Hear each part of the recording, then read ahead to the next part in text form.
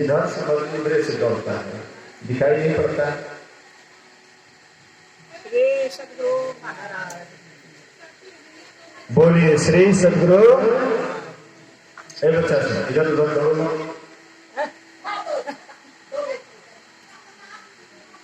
बोलिए श्री सद्गुरु। तो मैं कह रहा था कि यह अमृत हम लोग पीना नहीं चाहते, लेकिन विष रोज रोज पी रहे हैं। अमृत संत महात्मा सदा से अमृत पान कराते आ रहे हैं, लेकिन वह अमृत हम लोगों को अच्छा नहीं लगता है। वह अमृत पान कराने के लिए आते हैं, संत महापुरुष आते हैं ये अमृत पान कराने के लिए, लेकिन हम लोगों को अच्छा नहीं लगता है।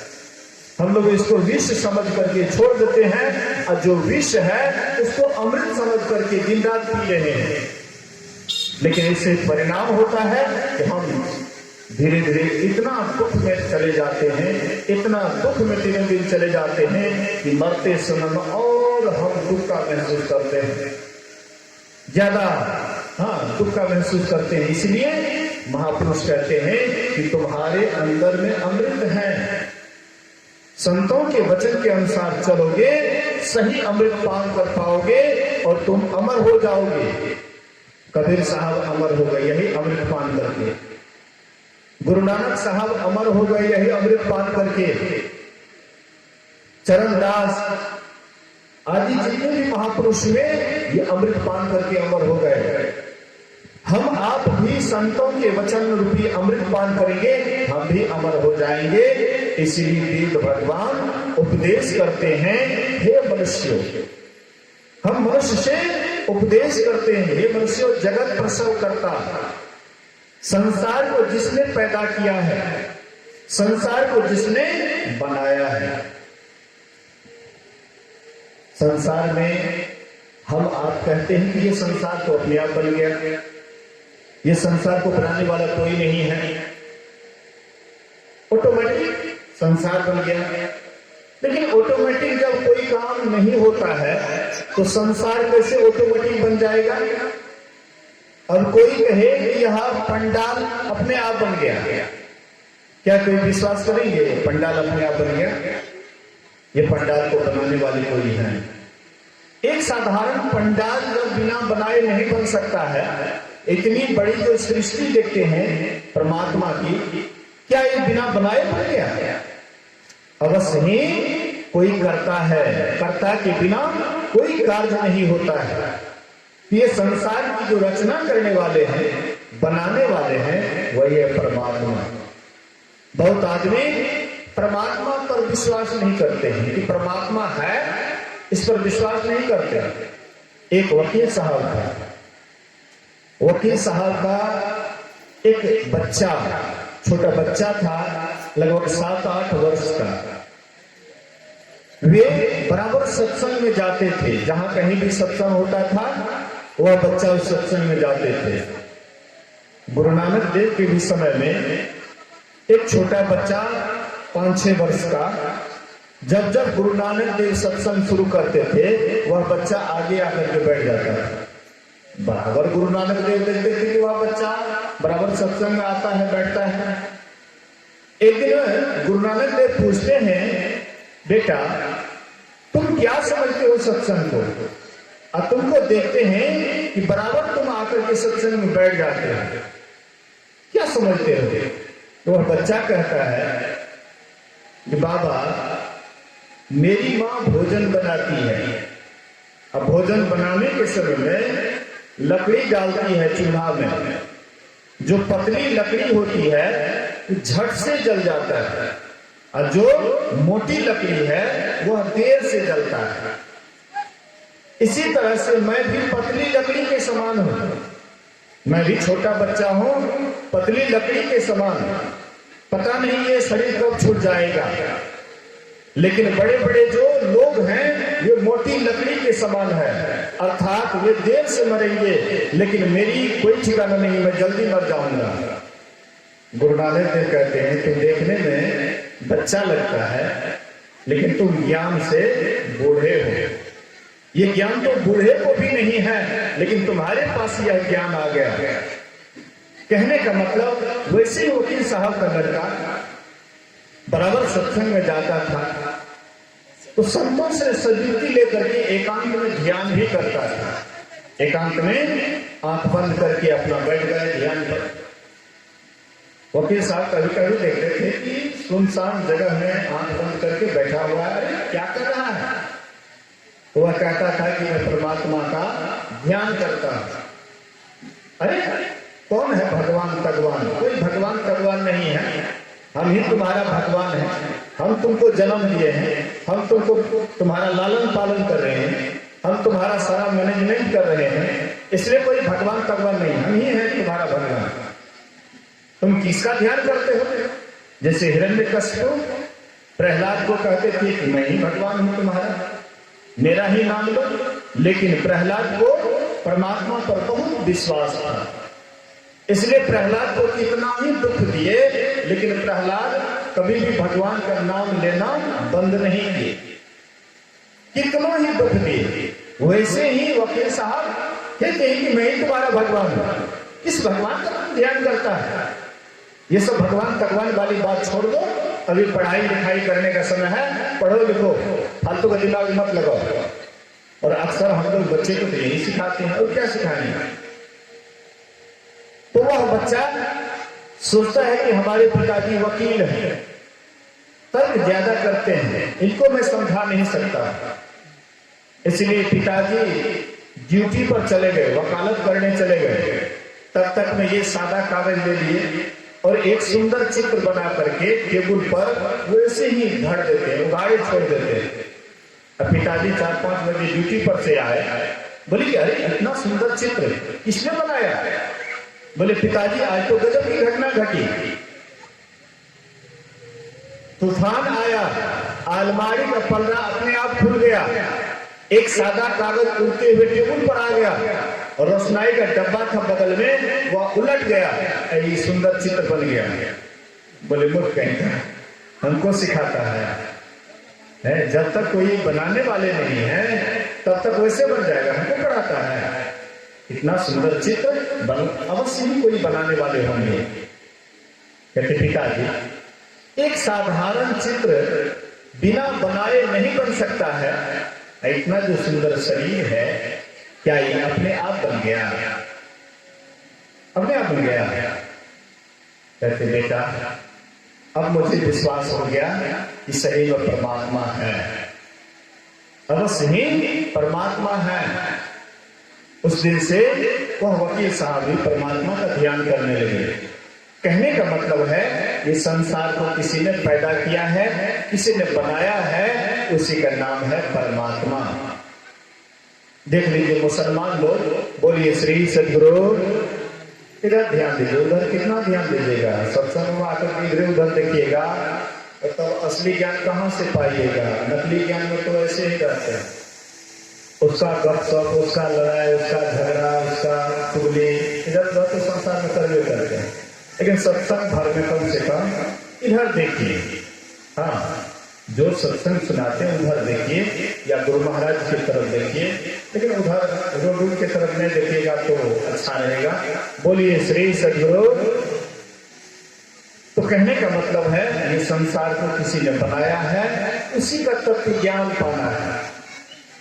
तत्व से वह कैसे है उसको जानना है, पहचानना है।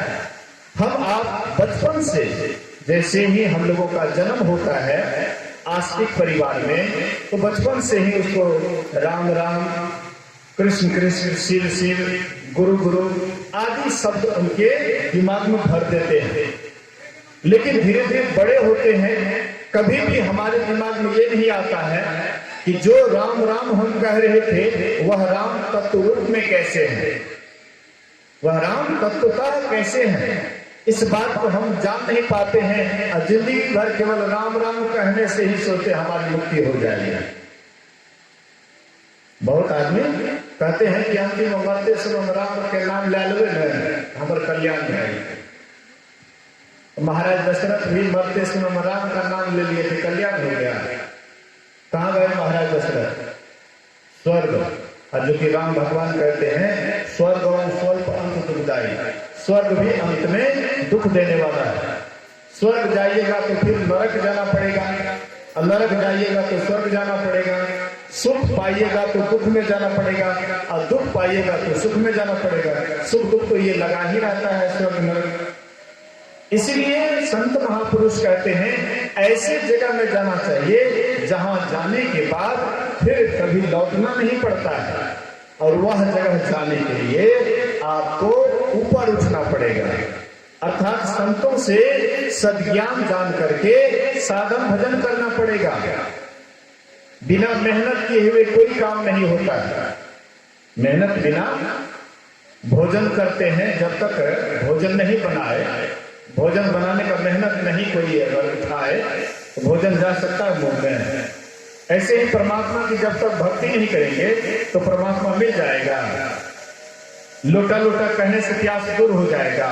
लोटा में पानी पड़ा हुआ है मान लीजिए, और हम बराबर पानी पानी पानी पानी रखते रहें, क्या प्यास दूर हो जाएगा? वैसे राम राम कहने से क्या राम को प्राप्त कर जाइएगा? अरे राम को जानना पड़ेगा कि राम है कैसा।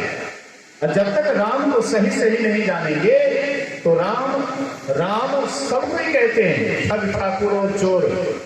एक चोर भी राम राम कहते हैं, तो क्या चोर के राम कहने से चोर का उद्धार हो जाता है? नहीं, राम को जानिए, जानिए कि वह राम कैसा है। क्या वह राम केवल राजा दशरथ का पुत्र है? राजा दशरथ जब नहीं थे, जब राम का जन्म नहीं हुआ था, तब क्या राम से खाली था संसार? तभी राम नहीं थे। त्रेता युग में राम आए और सतयुग में राम नहीं थे, राम से खाली था। अरे भाई, केवल राम राम कहने से काम नहीं चलेगा, राम को जानना पड़ेगा कि वह राम कैसा है। एक राम दशरथ घर डोले, एक राम घट घट में बोले, एक राम है जगत पसारा, एक राम है सबसे न्यारा। जो परमात्मा राम है वह सबसे न्यारा है। संसार को बना करके भी संसार से ऊपर है, संसार से परे है।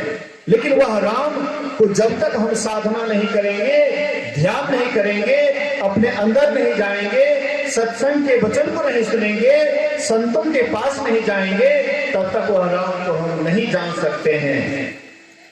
इसलिए सत्संग सबको करना चाहिए। कबीर साहब भी सत्संग करते थे।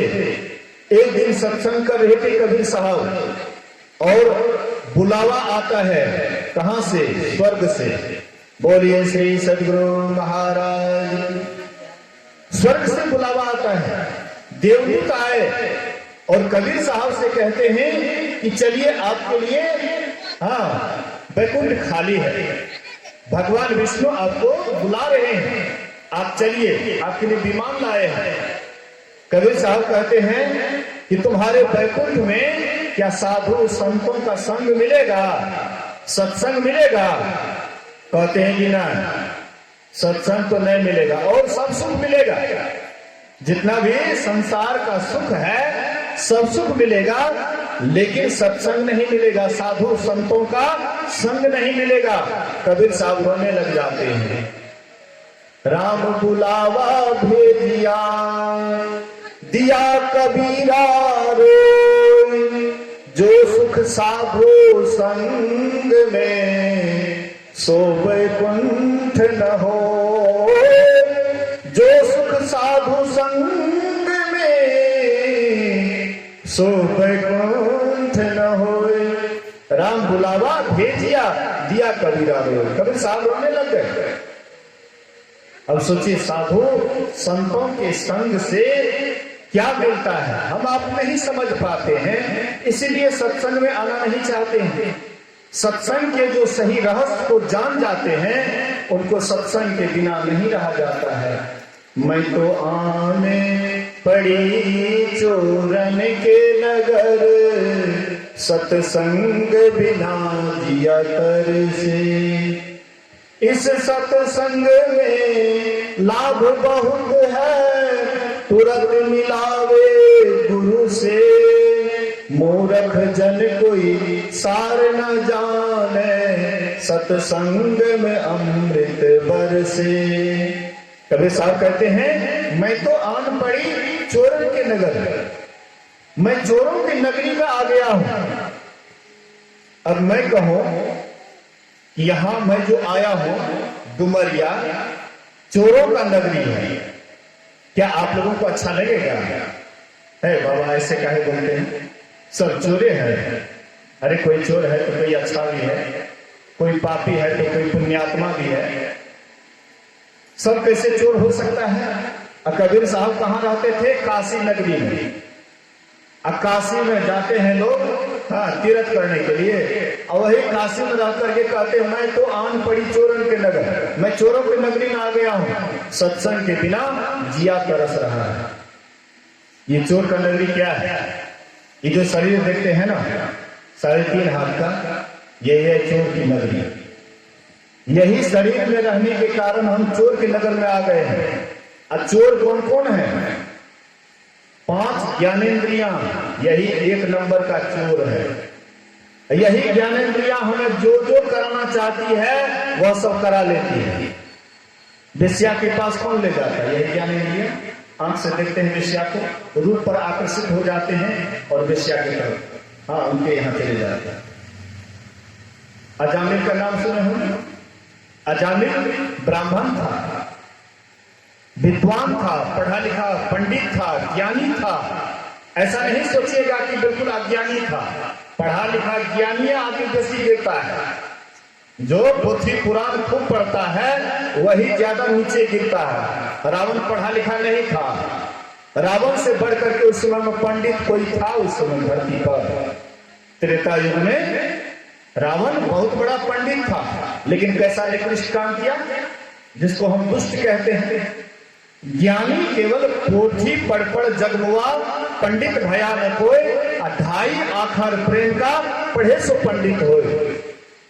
तो जो जिसके अंदर में परमात्मा से प्रेम नहीं है, ईश्वर से प्रेम नहीं है, तो केवल पोथी पढ़ करके हम कभी भी परमात्मा को नहीं पा सकते हैं, हम नीचे ही गिरेंगे।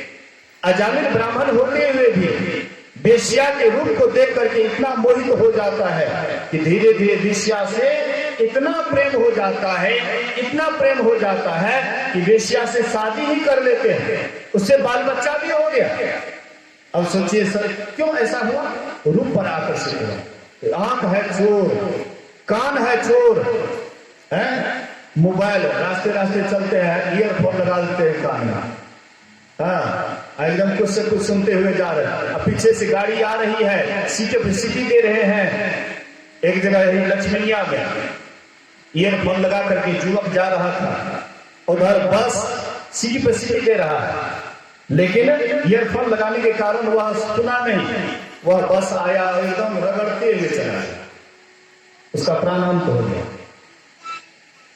अब एक को वहां पर अगर 50 आदमी है और एक के जाने के कारण 50 का जान बच जाए, वही काम में करेंगे ड्राइवर कि क्या करेंगे? एक को बचाने के लिए 50 का जीवन 2 पर लगा देंगे? नहीं, मर गए। कहने का आशय है, मतलब है ये शब्द पर हम आपको आकर्षित हो रहे हैं, यही कान विषय के कारण, श्रवण इंद्रिया के कारण। ये दूसरा चोर है। 1 नंबर का चोर है आंख, 2 नंबर का चोर है कान, और 3 नंबर का चोर है नाक, जो गंध लेता है। सुगंध दुर्गंध का ज्ञान कौन करता है? ये नाक। जिभ्या, कहते हैं बकरी के जान जाए खबैया के स्वादे, बकरी का प्राण निकल रहा है और कहते हैं बढ़िया से तेल मसाला नहीं डाला, स्वाद बढ़िया नहीं आ रहा है। अब विचार कीजिए, ये जिभ्या ये चौथा चोर है। 5वां है स्पर्श, चमड़े का स्पर्श। ये 5 चोर है। यही 5 का चोर पूरा संसार सबको नचा रहा है। यही 5 चोर पूरा संसार को नचा रहा है। पूरा संसार इसी के 5 के नाच में सब नाच रहे हैं। इसलिए कबीर साहब कहते हैं, मैं चोर के नगरी में आ गया हूं।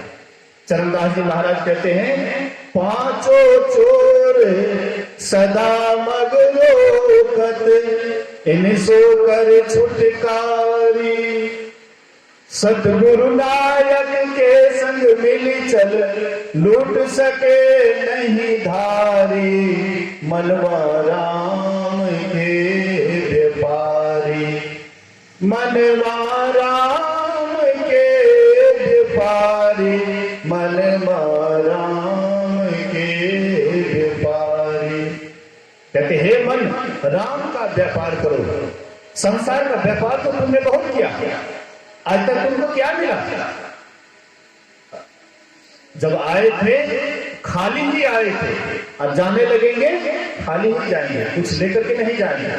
साथ में अगर जाएगा तो आपका पुण्य या पाप ही आपके साथ जाएंगे, तो पुण्य भी आपके साथ जाएंगे। धर्मात्मा धर्म कर्म कीजिएगा, अच्छा कर्म कीजिएगा, परमात्मा से प्रेम कीजिएगा, ईश्वर से प्रेम कीजिएगा, यही आपके साथ जाएंगे और यही प्रेम परमात्मा से मिलाएंगे। इसलिए कबीर साहब कहते हैं, मैं तो आन पड़ी चोरन के नगर, सत्संग बिना दिया कर से। इस सत्संग में लाभ बहुत है। इस मतलब होता है नजदीक, उस मतलब होता है दूर। नजदीक के वस्तु को कहते इस, दूर के वस्तु कहते उस। तो इस सत्संग में जहां हम आप अभी बैठे हुए हैं, इस सत्संग में लाभ बहुत है। कहते बहुत लाभ है। तो क्या लाभ है? तुरंत मिलावे गुरु से, तुरंत आपको गुरु से मिलाता है। आप कहिएगा कि गुरु से कहां मिलाता है? गुरु कहते हैं कि इसको शरीर को, शरीर का नाम गुरु नहीं है। गुरु नाम है ज्ञान का। शिष्य सीख ले सोए, ज्ञान मर्जात जाने बिना, गुरु और शिष्य न कोई। गुरु का नाम, ज्ञान का नाम ही गुरु है। अगर आप ज्ञान को बढ़िया से सुन करके समझते हैं और अपने जीवन में उतारते हैं, तब हम उस परमात्मा को पा लेते हैं जिस परमात्मा के लिए हम आप लालायित हैं। इस सत्संग में लाभ बहुत है। तुरंत मिलावे गुरु से, मूर्ख जन को सार न जाने। जो मूर्ख है, मूर्ख मतलब हम आप सोचते हैं कि जो पढ़े लिखे नहीं है वही मूर्ख है, वही मूर्ख है। लेकिन संतों के दृष्टि में जो पढ़ लिख करके गलती करता है वही महामूर्ख है। तो पढ़े लिखे गलती क्या करते हैं? महर्षि साई स्वामी जी महाराज बराबर कहा करते थे, मान लो अपने देश की तुमने पढ़ाई की, विदेश में जाकर के विदेश की पढ़ाई की, वहां से आते हो, बोलते हो झूठ, लेते हो घूस, क्या यही ज्ञानियों का काम है? ज्ञानी कभी झूठ बोलेंगे, नशा हिंसा व्यभिचार ज्ञानी करेंगे? ये तो अज्ञानी ही करते हैं गलती। गलती किससे होता है? अज्ञानी से होता है, ज्ञानी से गलती नहीं होता है। मान लीजिए आपको 56 प्रकार का व्यंजन